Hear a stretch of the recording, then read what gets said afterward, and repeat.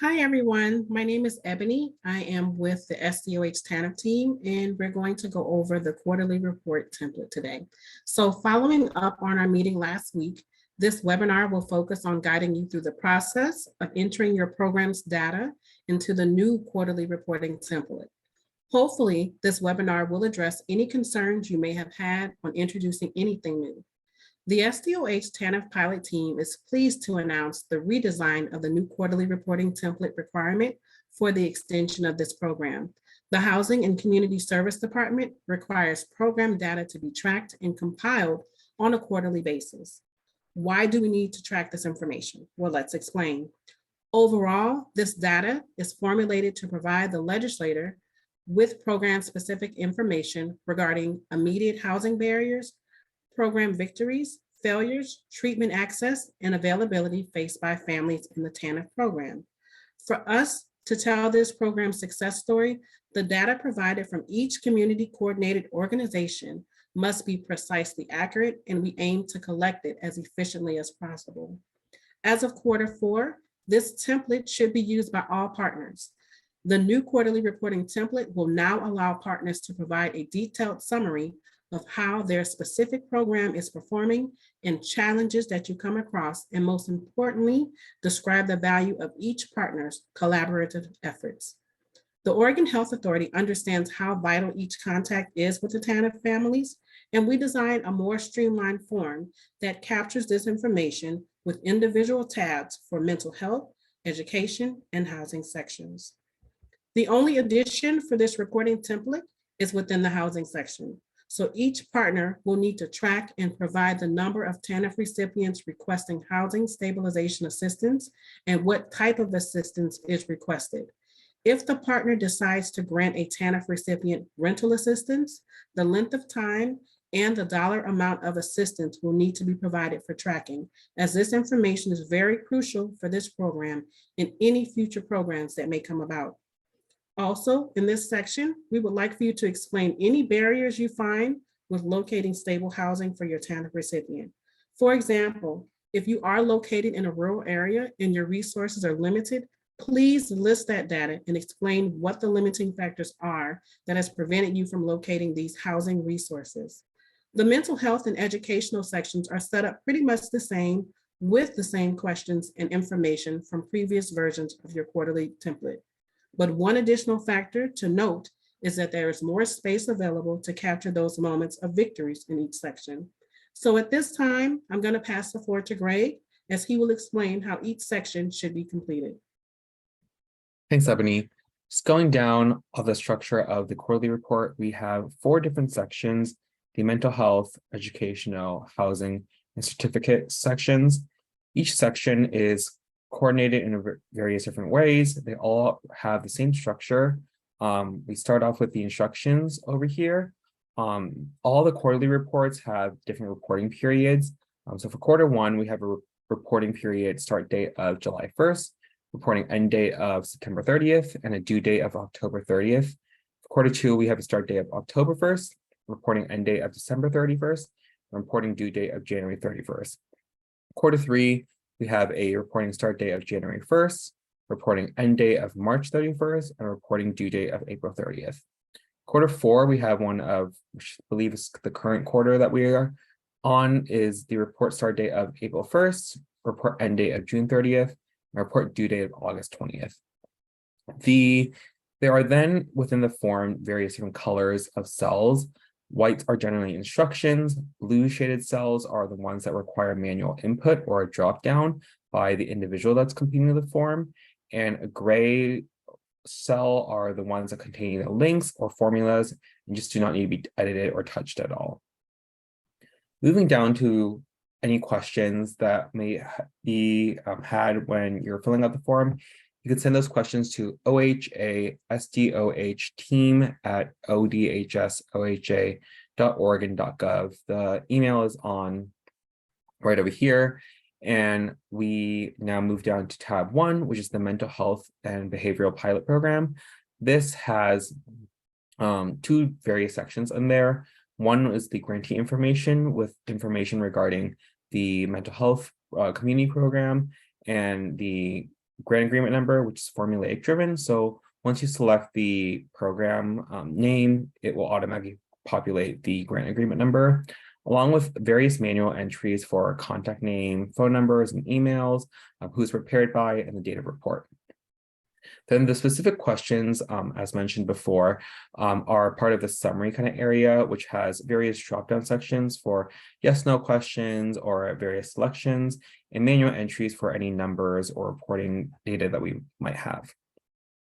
Continuing on for the educational program, we have the same grantee information as mentioned beforehand with the various drop-down selections and formula-driven values I might have, and any manual entries for contacts, who's prepared for, and data report, along with the same drop-down selections and manual entries that might have for any yes, no questions or any numbers that we need to collect. The new housing pilot program is formatted and structured the same way the mental health and educational tabs are, with the same grantee information. And again, that same manual entry or drop-down selection for any of our numerical values or any of the yes, no questions. Finally, on the certificate tab, there's just a field for you to have essentially a signature and a title, along with the date that the form is completed. Just giving it back to Ebony now, who will be going over the various sections of the forms. Okay, as we start with the mental health section, you'll notice in line 4, you're able to drop down, and if you can select your program that you are affiliated with. So if we select UMQA, you'll see that your grant agreement number does pull up. And to the right on line 5, it says report period. You would need to select what quarter you're in. So right now it displays quarter 4, 2023, April 1st to June 30th. Your report due date automatically does reflect on this screen. You will then enter your organization name, your contact email, your contact phone number, and who is actually preparing the form. And please don't forget your date of report. The first question that it does ask is the number of TANF recipients screened for mental health services, substance use disorder, or both. And you can notice in blue, mental health, you separate your choices. So whatever substance abuse recipient, whatever recipient you do give for mental health that has any substance abuse issues or any both mental health and substance use disorders, you are to use all 3 of the sections to enter in what TANF recipients you have serviced. And that goes for the second line as well. If we scroll over to line 14, you will see that on the question that says the number of referrals that resulted in a visit with healthcare provider and the time that elapsed between the initial referral and the first visit, you will notice that you will put the time that it's lapsed on line 14 and how many referrals on the first line. So make sure that you are aware of that and make sure you delineate those 2 options. We do give you room to explain on line 19 the success stories for this programs that you would like to share. Please note that there is a 500-word limit when you're entering your information to display that. If you can go on to the educational tab. For the educational tab at the top, it is the same information. You will select the program that you are affiliated with. You will also notice your grant agreement comes up and the reporting period is also carried over. So make sure you are filling that information out as well as the organizational contact name, your email address, and phone number. We will get down to line 8. It asks how many TANF recipients are receiving continuous one-on-one coaching. You would select the number of TANF recipients in the blue. And if you go to the next question, are TANF recipients receiving opportunities to network and cultivate? Yes or no. In this first blue tab, drop down says yes or no. And if not, we do ask that you explain in the next space next to it. And that is the same for line 9. We do ask you to put how many TANF recipients are facilitating relationships. Are TANF recipients receiving support? Yes or no? You do select the yes or no drop down. And if not, we do ask you to explain in this section. Of course, on line 18, you are aware that we do want you to explain the success stories that are so important. So make sure you enter this information with as much data as you can to showcase if there are any success stories for the educational program. Next tab will be the housing section. The housing section up top is just the same as the previous slides, but at this point, we are introducing the questions of what are the number of TANF families needing housing stabilization services? So you are entering that number. In the next section to it, enter the number of TANF families served with funding for the housing pilot program. And then we ask you, what are the outcomes of housing referrals for TANF families? In this box, we would like you to enter the type of services that they received. So if they did receive any funds, we would like that information to put here and the length of time that it was served. That is where that information is most necessary. In the section for line 9, we do ask you, are there any additional barriers faced by TANF families in securing and retaining housing? This is the section where you can explain if you had any issues when speaking with the TANF recipient, in addressing any issues pertaining to housing or any issues pertaining to transportation, any medical issues or anything that has prevented this TANF recipient from receiving and securing housing. This is where you would explain this information. The next question below asks, did you develop any collaborative referral processes? This is also a drop down for yes or no. If the answer is yes, you just select yes. But if the answer is no, we would like you to explain as well and be very thorough and very detailed. As you can see on line 11, we do ask you to provide additional stories of success stories that you would like to share.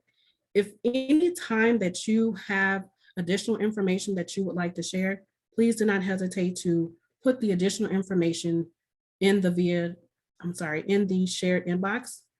We can read that information and we can apply it to whatever program that it applies to. If you can go to section 4 for the certifications. In this portion, we would like for you to fill out the organization name. Actually, that's already filled out for you, so you are okay for that. But whoever is completing this form, we would like you to put your name, your title, and your date. It doesn't have to be someone that's authorized, but it needs to be the person that is filling this out. The grantee would fill this out. Whoever is filling out this form would need to submit that information. Once you complete it, you're going to send it to the OHA SDOH team shared inbox. So this is the completion of the new quarterly reporting template. This is the conclusion of the webinar. I would like to thank you for taking the time to review this information with us and listening and taking the time with us. I would love for you to have a great day. And please remember, if you do have any questions, please feel free to reach out to the SDOH TANF pilot team. Thank you so much and have a great day.